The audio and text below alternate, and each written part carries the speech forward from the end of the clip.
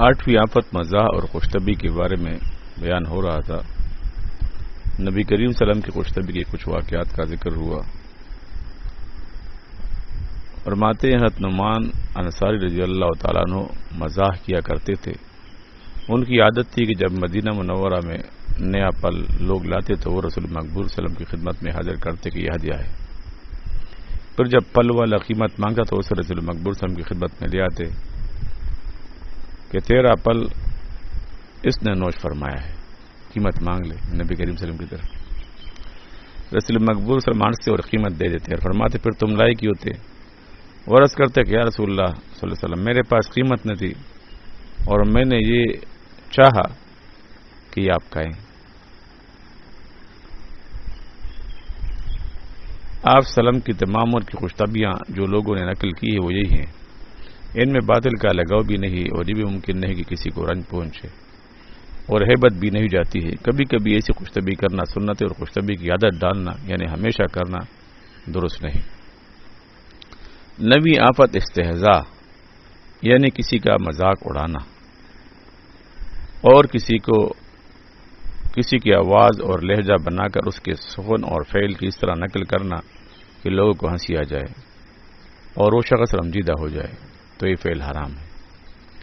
اللہ تعالیٰ فرماتے ہیں لا یسخر قوم من قوم عسى ان يكونوا خيرا منهم، یعنی نہ کسی پر ہنسو نہ حقارت کی نظر سے دیکھو، شاید وہ تم سے بہتر ہو۔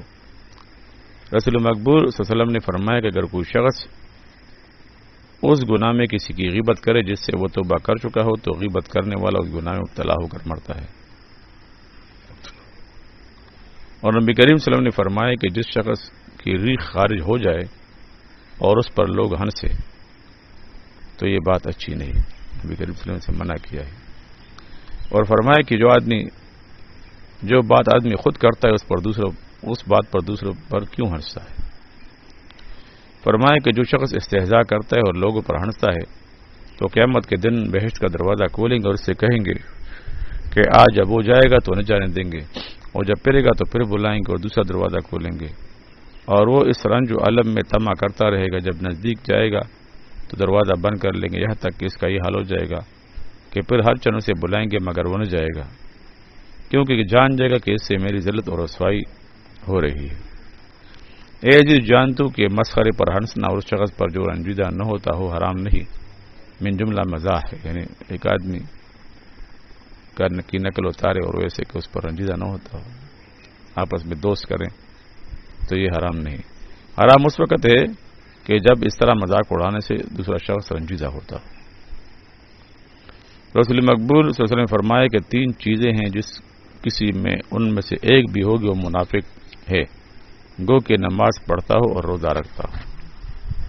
ایک یہ کہ جھوٹی بات کہتا ہو، دوسرے یہ کہ وعدہ خلافی کرتا ہو، اور تیسرے یہ کہ امانت میں خیانت کرتا ہو۔ اور فرمایا کہ وعدہ فرض ہے یعنی وعدہ خلافی نہ کرنا چاہیے۔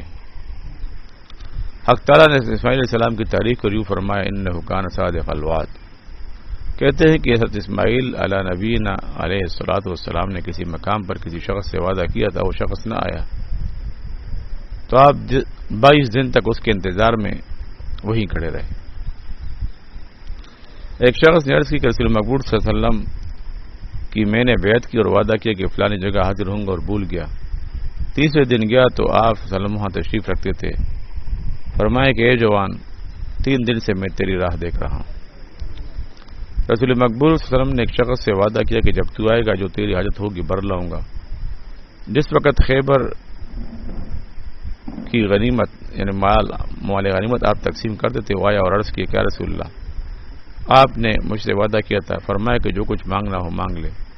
اس نے 80 بکریاں مانگی، آپ صلی اللہ علیہ وسلم نے عنایت کر دی اور فرمایا کہ تو نے بہت ہی تھوڑی چیز مانگی۔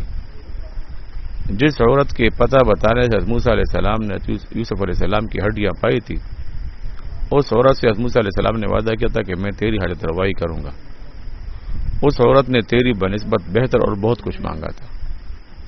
حضرت موسیٰ علیہ السلام نے جب اس سے فرمایا کہ مانگ کیا مانگتی ہے تو اس نے کہا کہ حق تعالیٰ مجھے پھر جوانی عنایت فرمائے اور میں آپ کے ساتھ جنت میں رہوں۔ تب سے وہ شخص حرم میں ضرب المثل ہو گیا لوگ کہا کرتے کہ فلانا آدمی تو 80 بکری والے سے بھی زیادہ آسان گیر ہے۔ اے عزیز، جان تو کہ جب تک تجھ سے ہو سکے وعدہ حد میں نہیں کرنا چاہیے، کیونکہ رسول مقبول صلی اللہ علیہ وسلم یوں فرماتے تھے کہ شاید میں یہ کر سکوں، جب تو نے وعدہ کر لیا تو جہاں تک ہو سکے وعدہ خلافی نہیں کرنا چاہیے، ایسا وعدہ نہیں کرنا چاہیے کہ جس کو بندہ پورا نہ کر سکے، اور جب کسی سے کوئی تو جہاں تک ہو سکے وعدہ خلافی نہیں کرنا چاہیے، مگر بضرورت مذاقہ نہیں ہے، اور جب کسی سے کسی جگہ کا وعدہ کر لیا تو علماء نے کہا ہے کہ جب تک نماز کا وقت نہ آئے اس جگہ رہنا چاہیے۔ ہدیہ دے کر واپس طلب کرنا۔ اے عزیز، جان تو کہ جو چیز کسی کو دے ڈالی اس کا واپس لینا وعدہ خلافی سے بدتر ہے۔ رسول مقبول صاحب نے ہدیہ دے کر واپس لینے کی نسبت اس کتے کے ساتھ کی ہے جو قے کر کے پھر کھا جائے۔ اور 11ویں آفت جھوٹی بات اور جھوٹی قسم ہے، اور یہ گناہ کبیرہ ہے۔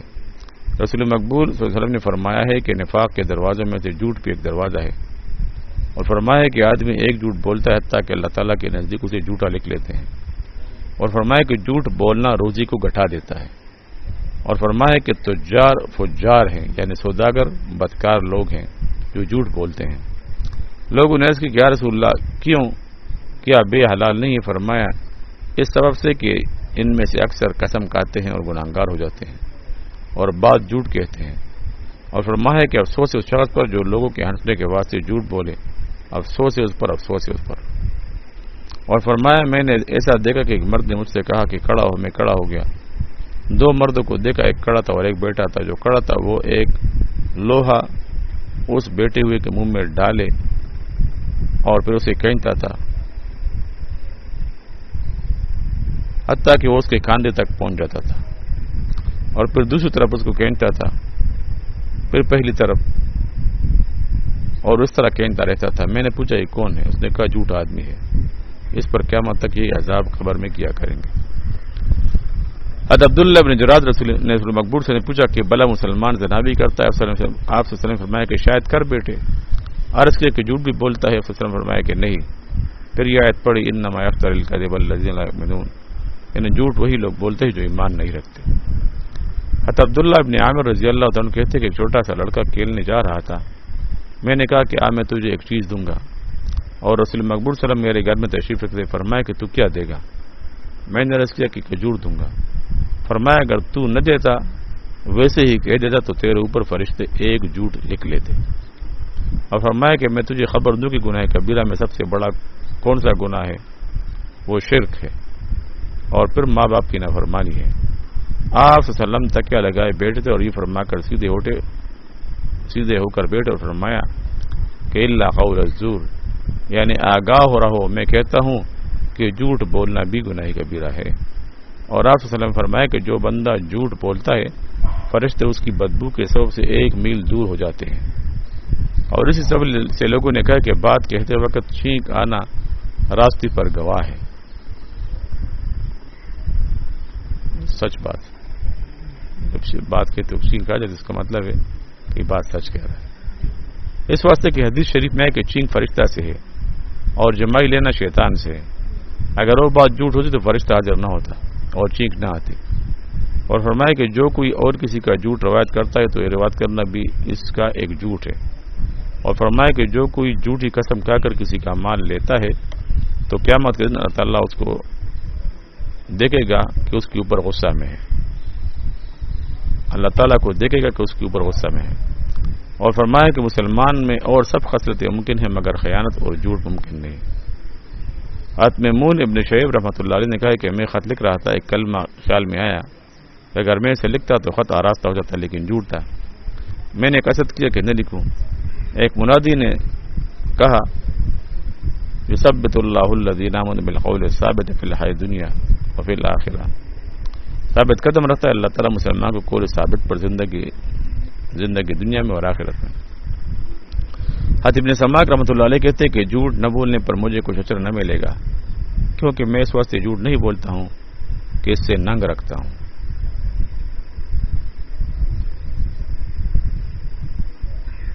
مجھے کچھ اس سے عزت مل جائے۔